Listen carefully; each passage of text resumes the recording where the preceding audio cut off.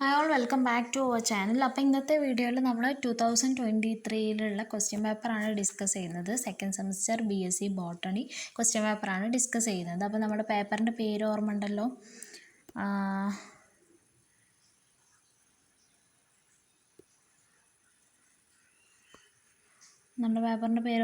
Mycology,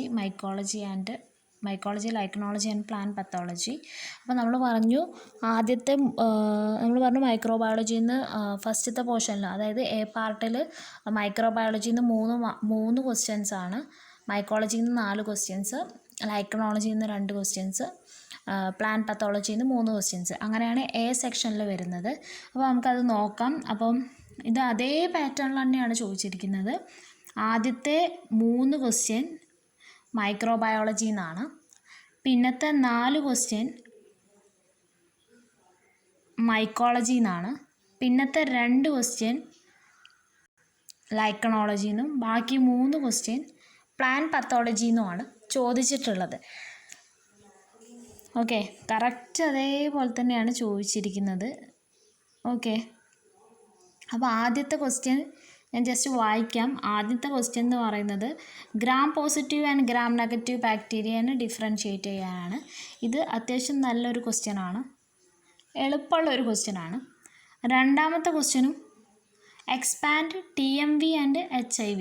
TMV HIV just expand ചെയ്താൽ മതി. ഒന്ന് ടൊബാക്കോ മൊസൈക്ക് വൈറസും ഒന്ന് ഹ്യൂമൻ ഇമ്മ്യൂണോ ഡെഫിഷ്യൻസി വൈറസും. ഓക്കെ, അതും എളുപ്പമുള്ളതാണ്. പിന്നെ എന്താണ് ട്രാൻസ്ഡക്ഷൻ, അതും മൈക്രോബയോളജിയിൽ വരുന്നൊരു പോർഷനാണ് എന്ത്, ട്രാൻസ്ഡക്ഷൻ.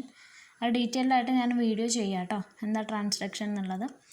ഓക്കെ, അപ്പോൾ ആദ്യത്തെ 3 ക്വസ്റ്റ്യൻ എന്താണ്, മൈക്രോബയോളജിയിൽ നിന്നാണ്. അപ്പോൾ എത്ര മാർക്കായി? 6 മാർക്ക് അവിടെയായി.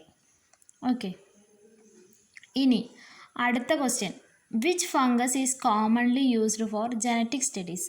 ജനറ്റിക് സ്റ്റഡീസിൽ യൂസ് ചെയ്യുന്ന ഫംഗസ് ഏതാണെന്നാണ് ആദ്യത്തെ ക്വസ്റ്റ്യൻ. ഓക്കെ, പിന്നെ 2 examples for fungal toxins, chief characteristics of Ascomycotina and Zygomycotina. ആസ്കോമൈക്കോട്ടിനേയും സൈഗോമൈക്കോട്ടിനേയും ചീഫ് ക്യാരക്ടറിസ്റ്റിക്സ്. പിന്നെ പക്സീനിയൻ്റെ ലൈഫ് സൈക്കിളിലെ സ്റ്റേജസ്, പക്സീനിയ ഗ്രാമിൻസിൻ്റെ എന്താണ് ലൈഫ് സൈക്കിളിലെ സ്റ്റേജസ് ആണ് അടുത്ത ക്വസ്റ്റ്യൻ വന്നത്. പിന്നെ give their names and host. നമുക്കറിയാം 2 ഹോസ്റ്റിലാണ് Puccinia graminis life cycle complete ചെയ്യുന്നത്. അതിൻ്റെ നെയിംസും കൊടുക്കുക, സ്റ്റേജസും ഏതൊക്കെ സ്റ്റേജസ് ആണെന്നും കൊടുക്കുക. ഇത് 2 മാർക്കിനാണ്, അപ്പോൾ അതിനനുസരിച്ച് എഴുതിയാൽ മതി.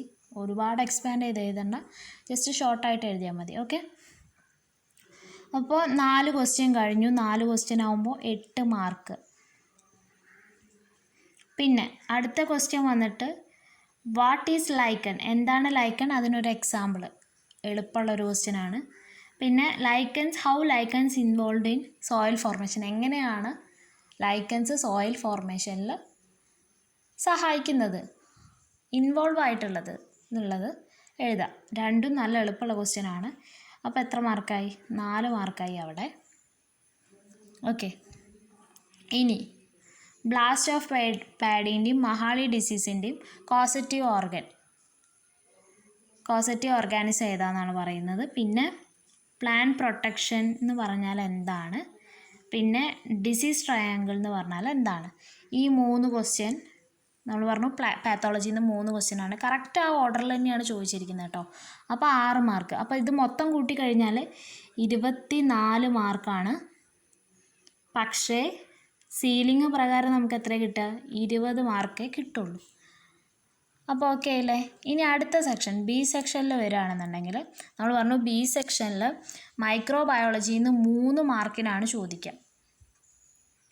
3 മാർക്കിനല്ല, 3 ക്വസ്റ്റ്യനാണ് ചോദിക്കുക. ആദ്യത്തെ ക്വസ്റ്റ്യൻ എന്താണ്, വൈറോയിഡ്സും പ്രയോൺസിനെയും കുറിച്ചിട്ട് ഷോർട്ട് നോട്ട് എഴുതുക. എന്താണ് SCP, അതായത് സിംഗിൾ സെൽ പ്രോട്ടീൻ എന്ന് പറഞ്ഞാൽ എന്താണ്, അതിൻ്റെ ഷോർട്ട് നോട്ട്. അപ്പോൾ 2 ക്വസ്റ്റ്യനായി.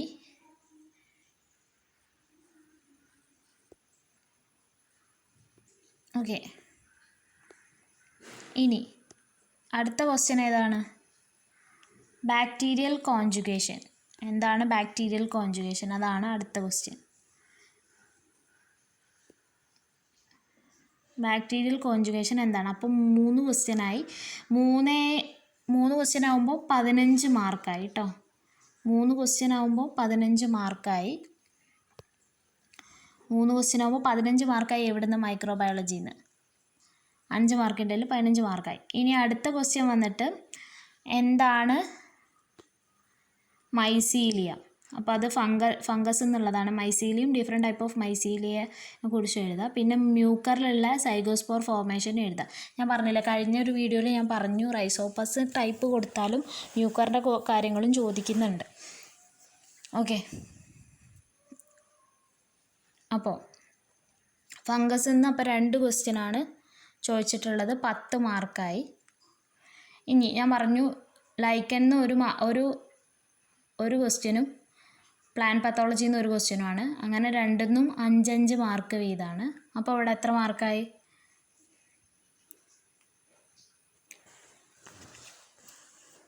35 മാർക്കായില്ലേ? 35 മാർക്കാണ് ബി സെക്ഷനിൽ. പക്ഷേ സീലിംഗ് പ്രകാരം നമുക്ക് 30 മാർക്കേ കിട്ടുള്ളൂ ആ ഒരു ഭാഗത്തുനിന്ന്. ഓക്കെ,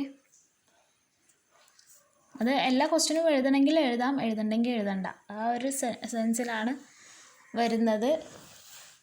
ഇതിൽ ഒരു ക്വസ്റ്റ്യനായിട്ട് സ്കിപ്പ് ചെയ്യാം. പക്ഷേ നിങ്ങൾ മാക്സിമം എല്ലാതും അറ്റൻഡ് ചെയ്യാനായിട്ട് ശ്രദ്ധിക്കാം. പിന്നെ ഇത്തവണ എസ്സേയിൽ വന്നിട്ടുള്ള 10 മാർക്കിൻ്റെ ക്വസ്റ്റ്യൻ വന്നത് ഒന്ന് മൈക്രോബയോളജിയിൽ നിന്നും ഒന്ന് മൈക്കോളജിയിൽ നിന്നുമാണ്. അപ്പോൾ ഈ ക്വസ്റ്റ്യൻ പേപ്പറിൽ മൈക്രോബയോളജിയിൽ നിന്ന്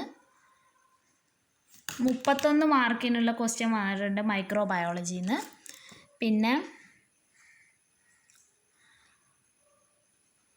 ഫഞ്ചയിൽ നിന്ന് 28 മാർക്കിനുള്ളത് വന്നിട്ടുണ്ട്. ബാക്കി ലൈക്കനോളജിയിൽ നിന്ന് 9 മാർക്കിനും പ്ലാൻ പത്തോളജിയിൽ നിന്ന് 11 മാർക്കിനുമാണ് ഈ ഒരു ക്വസ്റ്റ്യൻ പേപ്പറിൽ വന്നിട്ടുള്ളത്. അപ്പോൾ ഏറ്റവും കൂടുതൽ ഇമ്പോർട്ടൻസ് കൊടുത്ത് പഠിക്കേണ്ട ഭാഗം മൈക്രോബയോളജിയും മൈക്കോളജിയുമാണ്. പിന്നെ ലൈക്കനോളജിക്ക് 9 മാർക്ക്, അതിനനുസരിച്ചുള്ളത് പഠിക്കുക. പിന്നെ പ്ലാൻ പത്തോളജിയിൽ നിന്ന് 11 മാർക്കിന്. അപ്പോൾ ഞാൻ പറഞ്ഞു എന്തായാലും ഡിസീസും അതിൻ്റെ കോസറ്റീവ് ഓർഗാനിസം ചോദിക്കാനുള്ള സാധ്യത കൂടുതലാണ്. അപ്പോൾ എല്ലാ ഡിസീസിൻ്റെയും കോസറ്റീവ് ഓർഗാനിസം എങ്കിലും പഠിച്ച് വെക്കണം. ബാക്കി പഠിക്കേണ്ടെന്നല്ല, ബാക്കിയും പഠിക്കണം കേട്ടോ. അപ്പോൾ ഓരോന്നിൻ്റെ വെയിറ്റേജിനനുസരിച്ചിട്ട് ഇമ്പോർട്ടൻസ് കൊടുത്തിട്ട് പഠിക്കുക. ഓക്കെ, അപ്പോൾ അത്രയാണ് ഉള്ളത്.